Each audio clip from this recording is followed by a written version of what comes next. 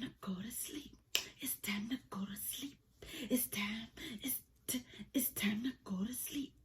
Wait, story first. Yeah.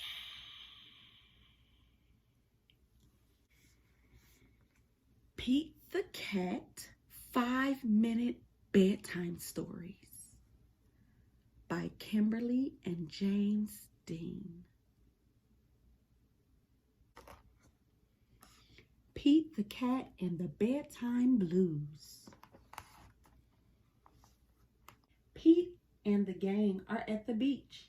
They've been having a groovy time in the surf and sand, but now the sun is starting to set. Pete is bummed out. He doesn't want the fun to end, but what can he do? They can't surf in the dark. Then Pete has an idea. Hey, he shouts, why should our fun end just because the sun is tired? Let's have a sleepover at my house. That will give us more time for tons of fun. Pete's friends love that idea. Groovy, says Gus. Will there be snacks? Asks Alligator. Grumpy Toad points to his motorcycle. Come on, let's go to Pete's place. The party at Pete's house is far out. The gang orders pizza and plays and plays and plays. Alligator throws around Pete's soccer ball. Gus goes for a ride on Pete's bike. Grumpy Toad drives Pete's remote control car. And Pete draws with his crayons. Finally, the friends decide it's time for bed. The gang rolls out their sleeping bags and puts on their pajamas. Good night, Gus, Pete says, turning off the light. Good night, Alligator. Good night, Grumpy Toad. Good night, Pete, the friends call. Pete pulls his blanket up high. He fixes his sleeping cap. He squishes around to get comfortable. It has been a long, groovy day, but now he is ready for some shut-eye. Slowly, Pete's eyes close. He is about to catch some Z's when he hears a noise. Clap, clap, clap. Pete sits up and turns on the lights. Who did that? He asks. It was me, Grumpy Toad says. I'm not tired. I don't want to go to bed. I want to clap my hands instead. Pete covers his head. Let's clap tomorrow, he says. Right now, this cool cat needs to go to bed. Pete turns off the light again. Good night, Gus. Good night, Alligator. Good night, Grumpy Toad. Time to sleep. Good night, Pete, the friends call. Pete fluffs up his pillow. He pulls his blanket down. Then he closes his eyes. Pete is about to catch some Z's when he hears another noise. Rat-a-tat-tat. Pete turns on the light again.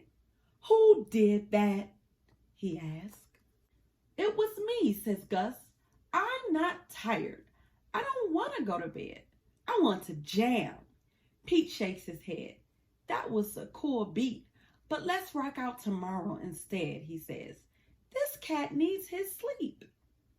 Pete turns off the light again. Good night, Gus. Good night, Alligator. Good night, Grumpy Toad. Time to sleep. Good night, Pete, the friends call. Pete rolls onto his left side. He rolls onto his right side. He is about to catch some Z's when he hears a loud munch.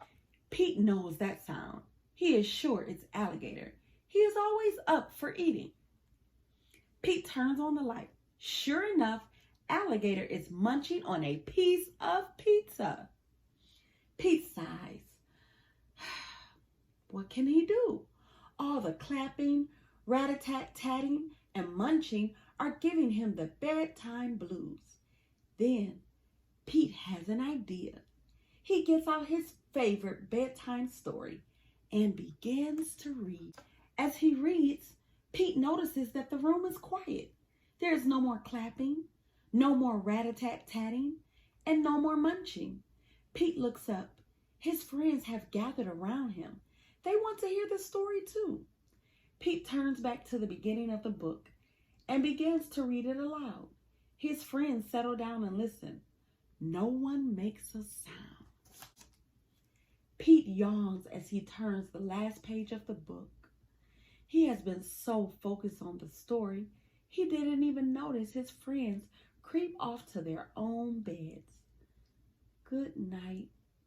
Sleep tight, he whispers. Pete put his book down. He turns off the lights and he closes his eyes. Soon, Pete is fast asleep.